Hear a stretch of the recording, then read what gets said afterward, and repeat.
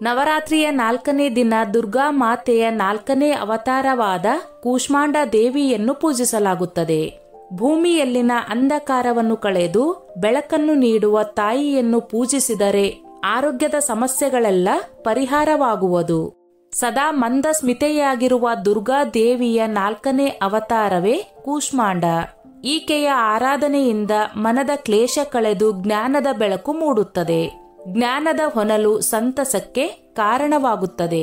ಸಂಸ್ಕೃತದಲ್ಲಿ ಕೂಷ್ಮಾಂಡವೆಂದರೆ ಬೂದುಗುಂಬಳಕಾಯಿ ಎಂದರ್ಥ.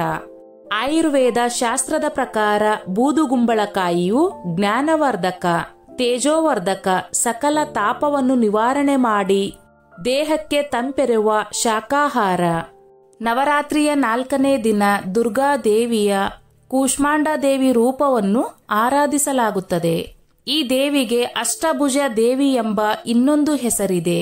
ನವರಾತ್ರಿ ಉತ್ಸವದ 4ನೇ ದಿನವು ಕೂಷ್ಮಾಂಡ ದೇವಿಯ ಆರಾಧನೆಗೆ ಸಂಬಂಧಿಸಿದ್ದು.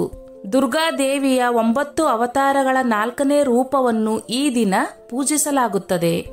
ಕೂಷ್ಮಾಂಡ ದೇವಿಯ ಆರಾಧನೆಯು ಬುದ್ಧಿವಂತಿಕೆಯನ್ನು ಅಭಿವೃದ್ಧಿಪಡಿಸುತ್ತದೆ, ಜೀವನದಲ್ಲಿ ನಿರ್ಧಾರ ತೆಗೆದುಕೊಳ್ಳುವ ಶಕ್ತಿಯನ್ನು ಹೆಚ್ಚಿಸುತ್ತದೆ ಎಂಬ ನಂಬಿಕೆಯಿದೆ.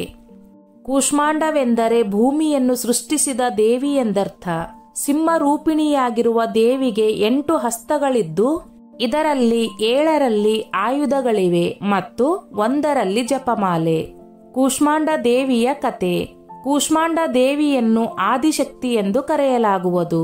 ಯಾಕೆಂದರೆ ಭೂಮಿಯ ಸೃಷ್ಟಿಕರ್ತೆಯೇ ಆಕೆ ಎನ್ನಲಾಗುತ್ತದೆ. ಆಕೆ ಸೂರ್ಯದೇವರ ವಾಸಸ್ಥಾನದಲ್ಲಿ ವಾಸಿಸುವ ಕಾರಣದಿಂದಾಗಿ ಭೂಮಿ ಮೇಲಿರುವ ಎಲ್ಲಾ ಅಂಧಕಾರವನ್ನು ನಿವಾರಣೆ ಮಾಡುವಳು. ನವರಾತ್ರಿಯಲ್ಲಿ ಕೂಷ್ಮಾಂಡ ದೇವಿಯನ್ನು ಪೂಜಿಸುವುದರಿಂದ ಆರಾಧಕನ ಎಲ್ಲಾ ರೋಗಗಳು, ದುಃಖಗಳು ಮತ್ತು ಭಯಗಳು ದೂರವಾಗುತ್ತವೆ.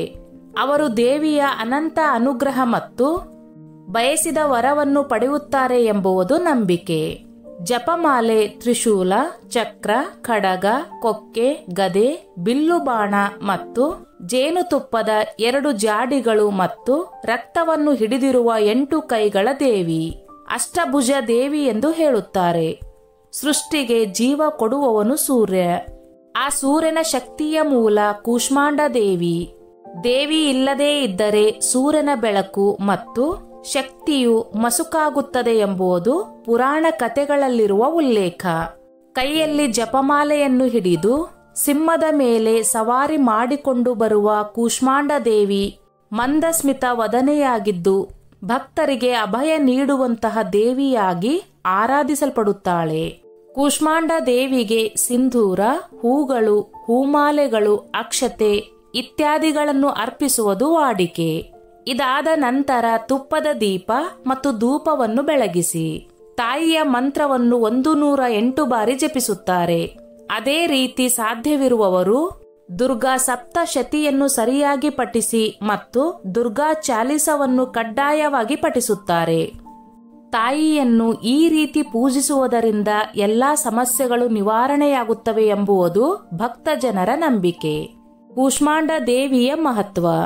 ಕೂಷ್ಮಾಂಡ ದೇವಿಯು ಸೂರ್ಯದೇವನಿಗೆ ಬೆಳಕನ್ನು ನೀಡುವಳು.